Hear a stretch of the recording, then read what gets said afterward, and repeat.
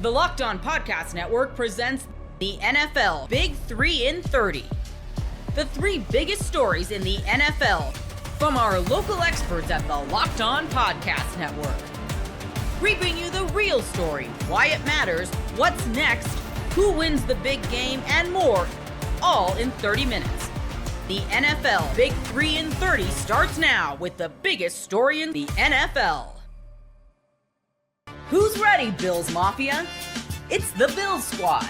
Everything Buffalo Bills, every week. I said to my wife at 10:45, Jerry, this game's going to end early. It's going to be kind of early. Yeah.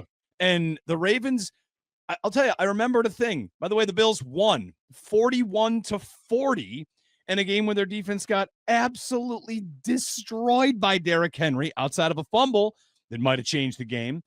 And they win. And in 17 minutes, it's Victory Monday. It's Victory Sunday. What in the world was that? What just happened? Here's what I'm going to say. And you know what? This might be unpopular, but I don't give a damn. Okay? I don't care. That game tonight was a prime example of why Sean McDermott is the head coach of the Buffalo Bills. They did not quit. They had every reason to quit. They had every reason to throw in the towel and give up. And they didn't give up. The defense made one damn play tonight. One play. They caused the fumble.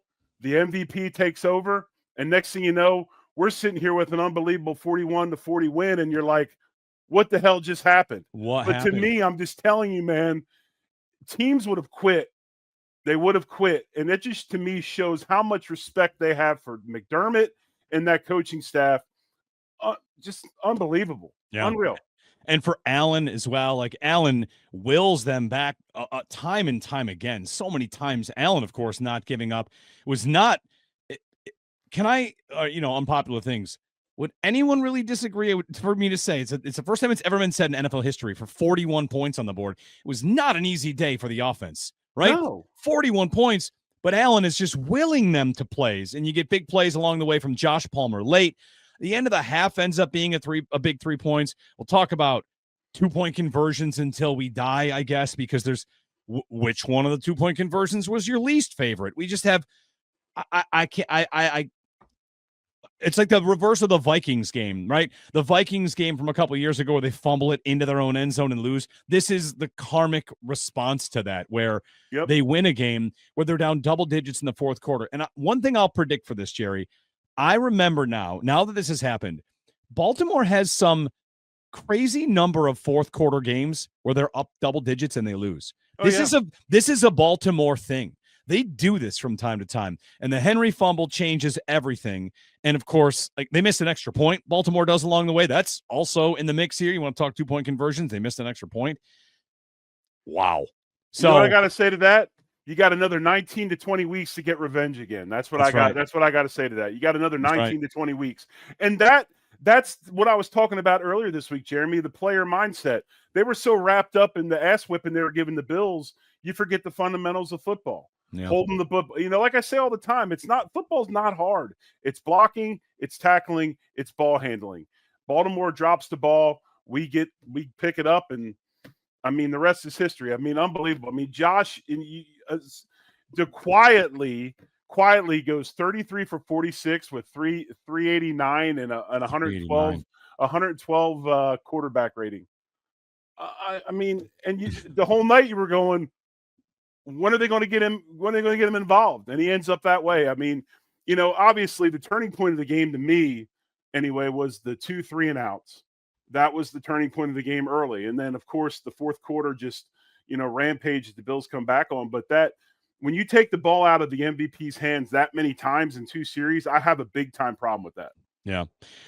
It ends up being a prime example of one of those games, Jerry, where you have things, and I'm sure a lot of Bills fans said a lot of things along the way that you're upset about. And then after the fact, it's like, oh, what are you mad about? That they won the game. So we'll, of course, get to the things they did well, the things that they didn't do well, the tail of the tape. Let's get you some of that, some of the stats from this game.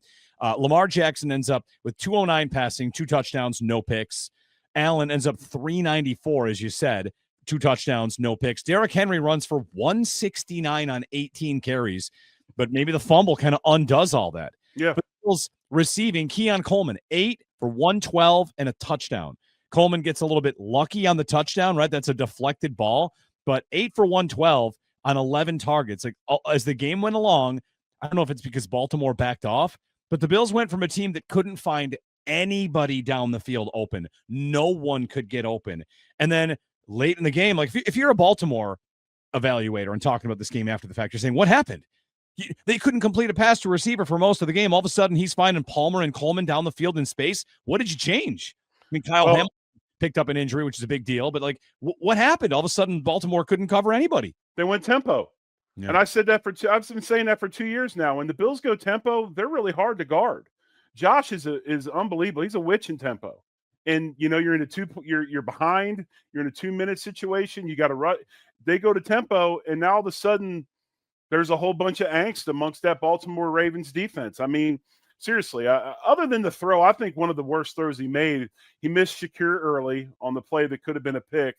Shakir at least got a hand on it to deflect it to, cause a problem with the interception. The 2-point conversion to Coleman to take the lead or tie it up, that ball should have been high pointed. You can't throw that ball to his chest. Yeah. Keon lives from his head up as far as catching the ball in his radius. You got to put that ball up there where he gets it. Nobody else can make a play on it. But other than that, man, Josh Palmer shows up huge at the end of the game. Keon shows up huge at the end of the game. And you know what? Keon's not going to be the prettiest receiver. Tip balls for touchdowns and the things that he does, that's him. And you need those guys, right? You need those guys. But, here's the crazy thing, Jeremy. Think about this. Baltimore has come into the stadium the last 2 times and actually absolutely physically dominated the Buffalo Bills all over the place. And because of 2 plays, they are 0-2. 2 plays. Yeah. 2 of them. A Mistakes. drop 2-point conversion and a fumble. Like I said, you got 19 to 20 weeks to figure it out, and you'll have another chance for revenge again because I'm sure we'll have to play them in the playoffs. Yep. I mean, for Baltimore, the Bills might be their Chiefs to the Bills. Yes. Like, how did we not beat that team? We had that team dead to rights and still didn't find a way to do it. More stats here for you. More things to run down over the course of the day. We'll talk about who played well. Your guy, Jackson Hawes, 1 catch for 29 yards. Even Jackson Hawes, right? Like, not bad. Started the game. Yeah, started the game. Yeah. Made a big play on that. Allen, 2 rushing touchdowns, 2 passing touchdowns. Just an opener for the ages. Like, really, if this opener is any indication for what we've got for a season coming, holy cow, I don't know if we'll make it through. What did I say Thursday? I had this gut feeling this last season, and there's just something magical about this. I mean, I had a season like this my senior year in college where we missed a field goal to tie a game up. And with no time left, the other team had too many men on the field. We got a chance to re-kick it again, made it tied. There's just something about this season that I have a feeling about, and today proved it. You can, of course, if you're watching this on the stream, you can comment, you can like, you can subscribe. We got a comment here from Freshly Fried that says, "Call me an ambulance," which is about the way that a lot of fans might feel. I wonder how many people left that game. I mean, I was there. I left at halftime so I could come home and do this from the home studio. I saw Joe today. For those of you just tuning in here on the Bill Squad show on the Locked On Bills channel, we won't have Joe tonight, and he wanted me to make sure everybody knows. His show, his daily, will be a little delayed as well. His travel plans to get back home got pushed a full day. So he's supposed to be with us. He's supposed to, usually drop his Locked On Bills daily episode right away. This is what we've got for now, and Joe will catch up, and I'm sure he's got a lot to say being at that game between the Bills and the Ravens, which goes to the Bills 41-40. So if you want to give us a comment, we'll get to comments later. I want to get to a lot of things that did happen in this game. Of course, it's a win for the Bills, and along the way we'll evaluate. What do you want to start with? Should we start with the good because everyone's buzzing off of what they did well? I've got one particular play, Jerry, that I was really impressed with, and that's the play right before the half. The Ravens go up 10, and the Bills, they run the kind of play. It's the one where it's the catch for Kincaid on the sideline. He steps out with 1 second left. That play is the ball snapped with 7 seconds remaining. And the way that the Bills receivers run that route, I say, as I'm in the stadium, oh, okay, I guess they're just going to throw up a Hail Mary. And they run the tight end underneath, and they time it perfectly, maybe to the 10th of a second, whatever it is.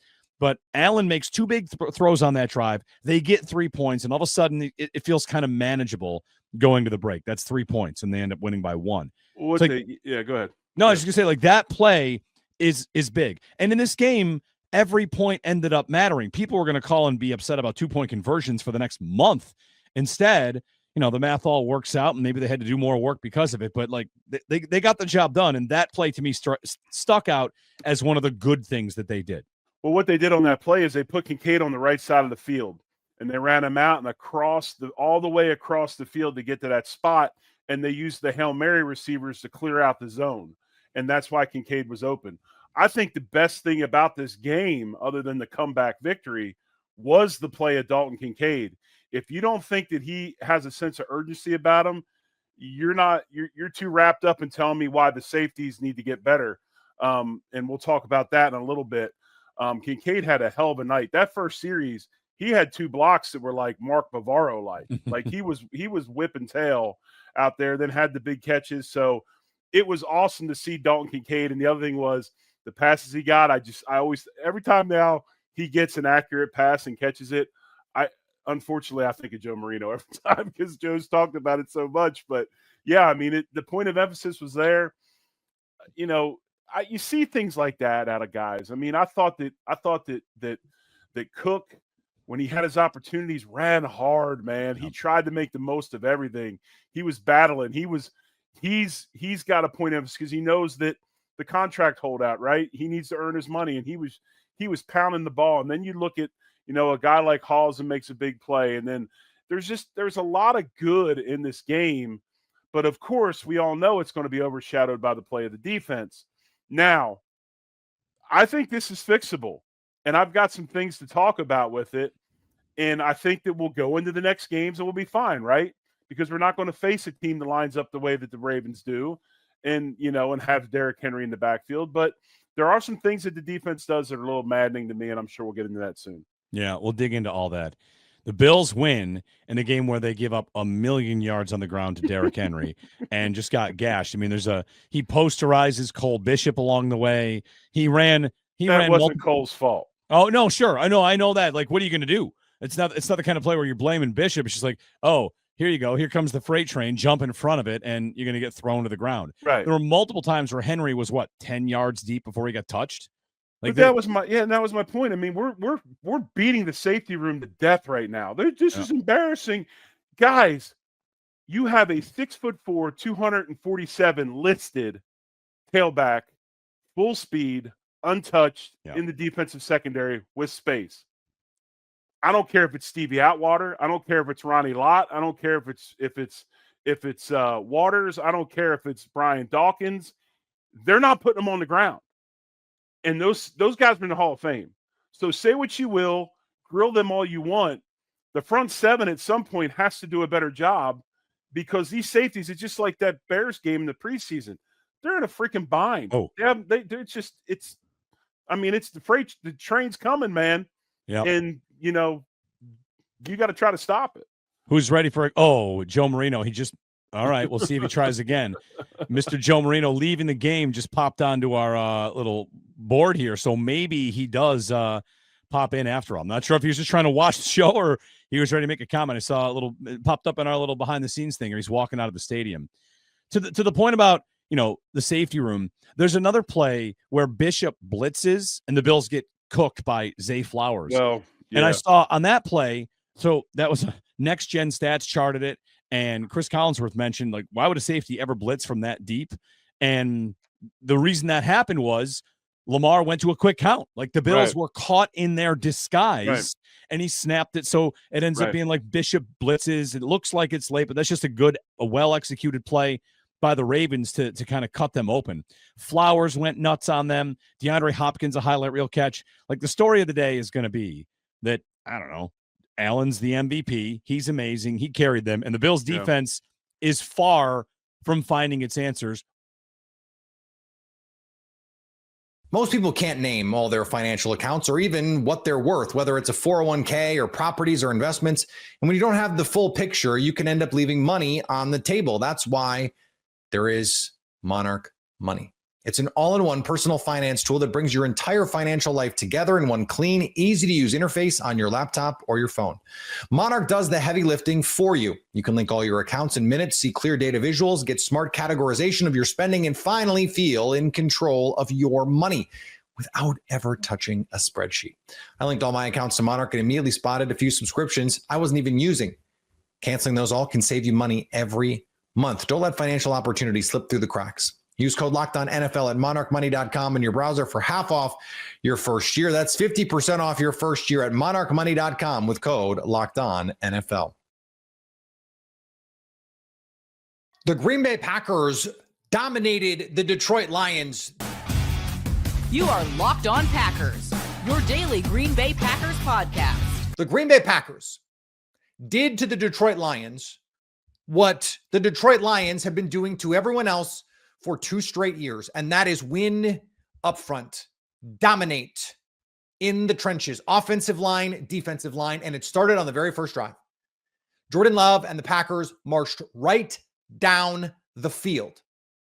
3 third-down conversions. Jordan Love had all day to throw every time he dropped back to pass. Did the Packers have a lot of running room? No, that's because the Lions were selling out to stop Josh Jacobs and daring the Packers to beat them against man coverage. And guess what? The Packers beat them in man coverage with consistency. Romeo Doubs on a play-action shot play. Matthew Golden on a third down. Dontavian Wicks on a third down. And then you get the touchdown at the end. It was the perfect way to start. And then on defense, you lock down Jared Goff, force a 3-and-out in what ended up being a harbinger of things to come for this defense. And what did Jordan Love say?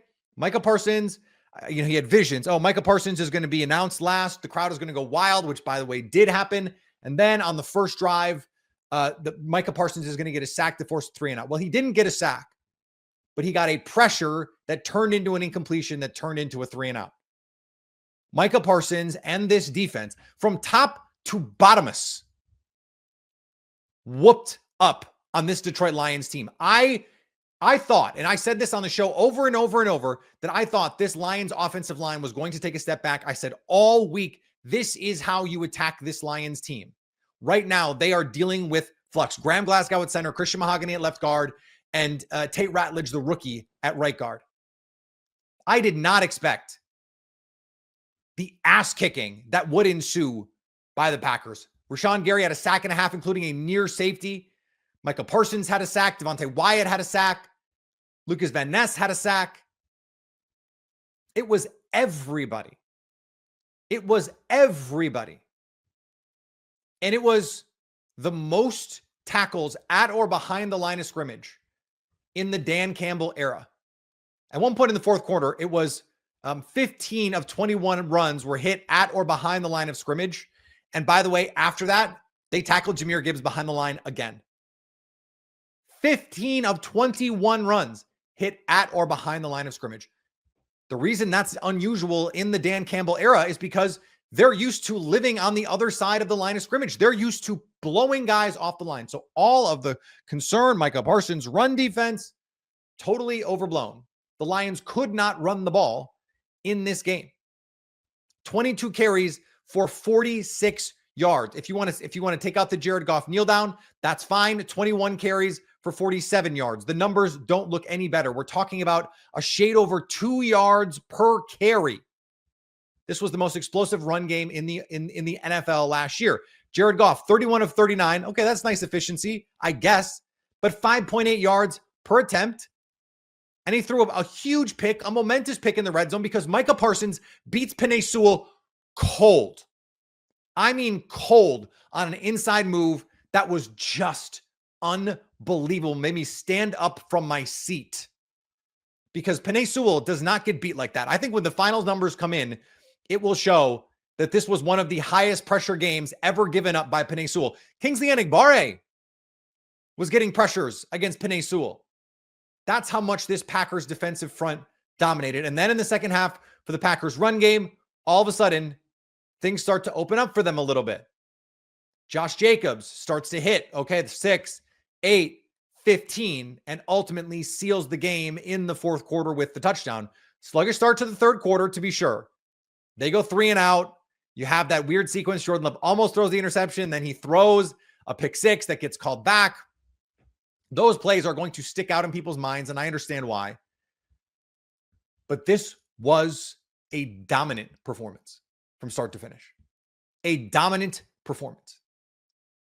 And if this is the Packers' defensive front, and we're going to talk more about this defense in a second, but if this is what this Packers front looks like with Micah Parsons playing what will end up probably being between 30 and 40% of snaps, maybe less, 25 to 30% of snaps. If this is the version of the defense that you get, and this is the version of the pass protection that you get, I mean, look, this is not the best defensive front the Packers are going to face all year. Aiden Hutchinson has not played football in almost a year. But they dominated. And the Lions, they were trying stuff. They were sending extra bodies. They were trying to find pressure. And Jordan Love is just like, nope, this.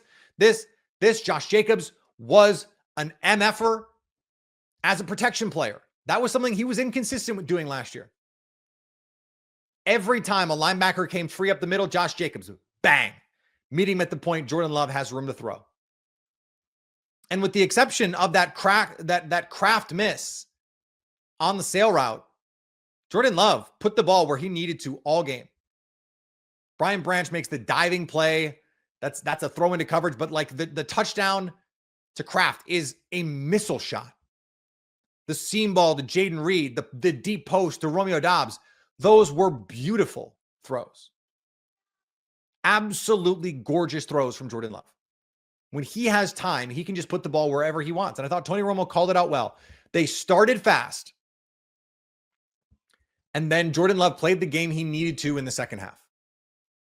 And by the way, that's including a Jaden Reed drop up the sideline where you like that could have put the game earlier a little bit sooner, I guess. Could have put the game away a little bit sooner. That was a perfect throw into coverage.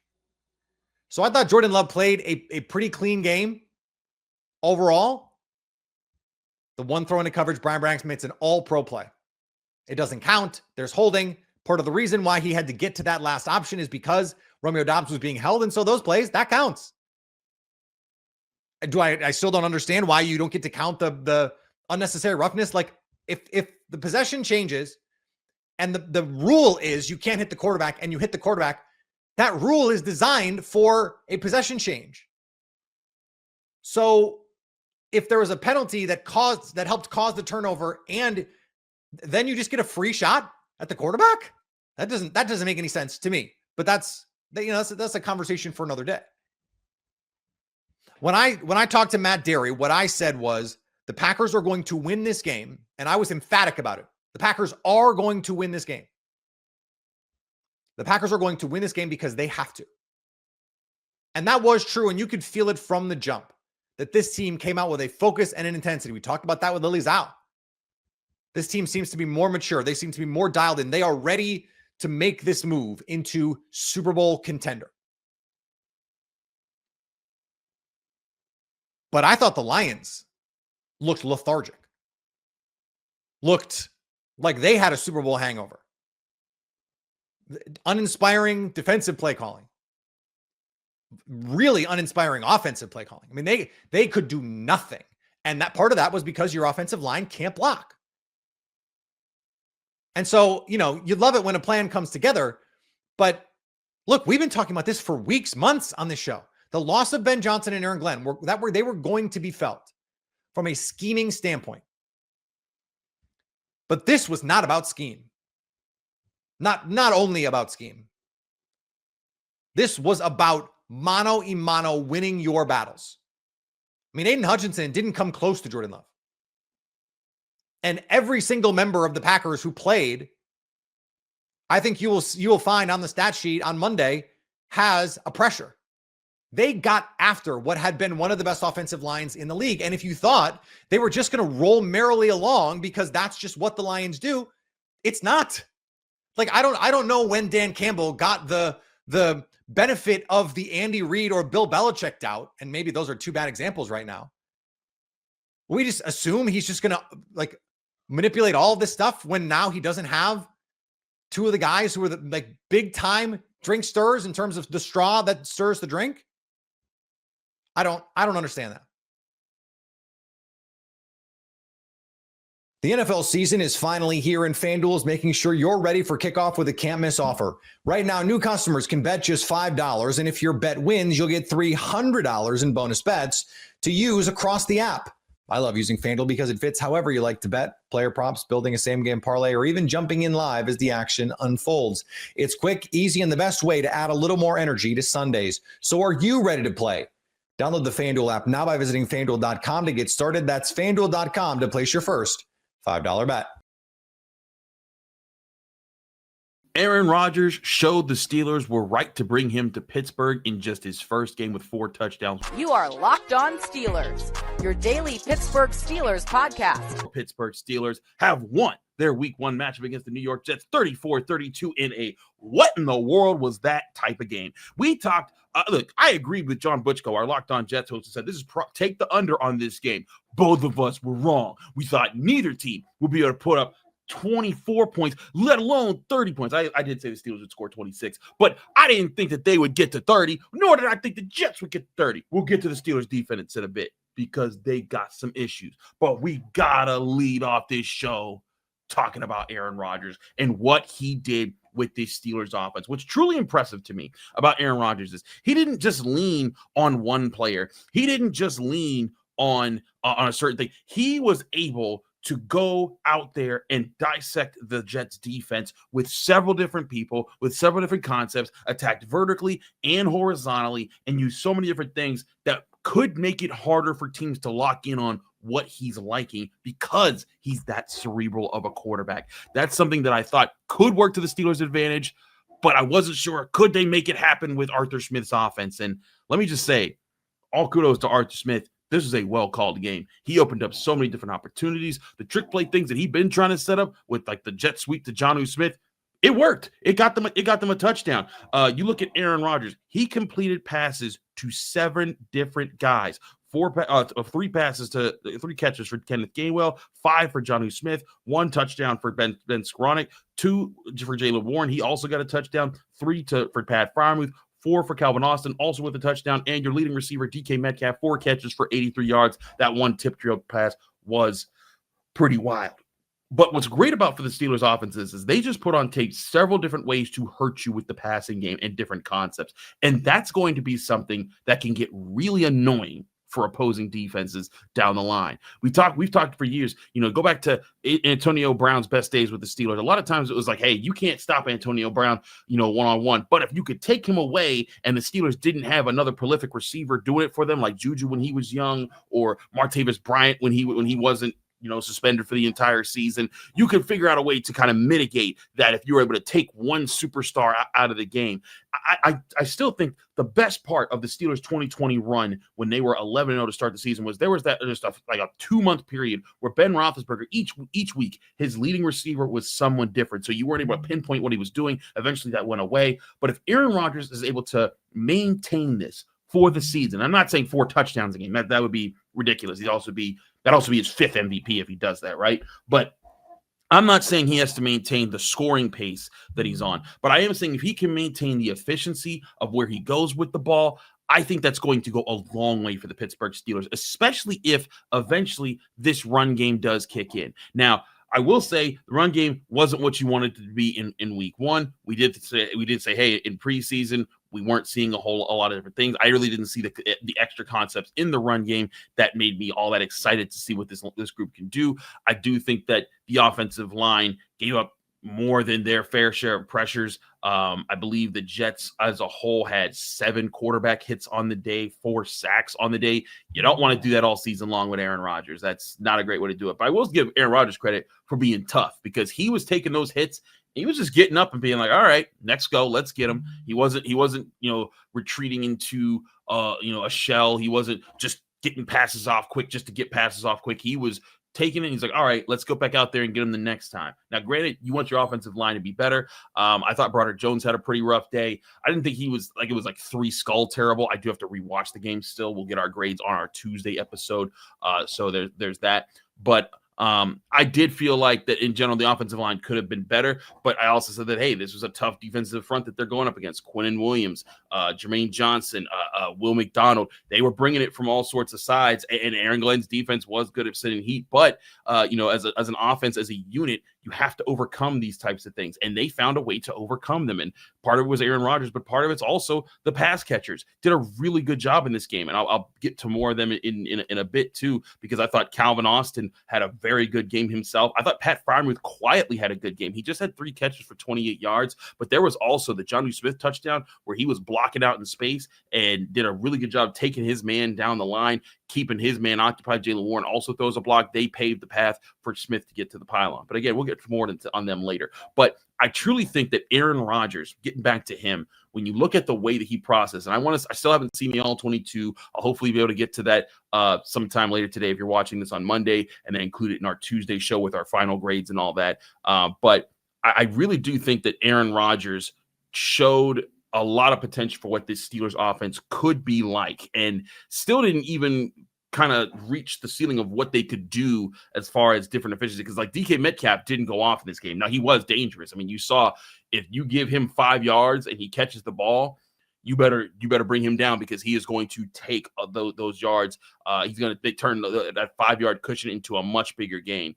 And I think that's something that certainly showed in this game his potential for there. But the ways that Aaron Rodgers was able to use different spacing for different things, the Ben Skoranek touchdown, the bootleg to his right. While you don't want Aaron Rodgers having to run a whole lot, you do see that he can use his legs to buy himself time or just get to a better position to throw the football. And that's what he did with that touchdown. That's what he did with a few times. I'm going to be curious when I look back over the film and see how many times did he effectively use the bootleg to just get out in space and let his receivers run. But lots of horizontal passing attacks for the Steelers, and that's a lot of what we said would probably happen this season.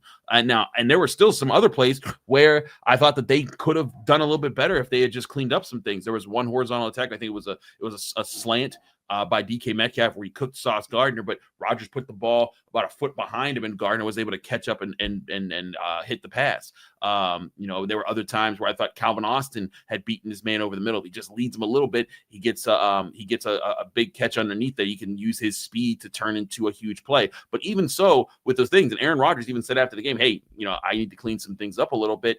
But that's if 22 of 30 for 244 yards, 4 touchdowns, and 0 interceptions is needing to clean some things up with 136.7 passer rating.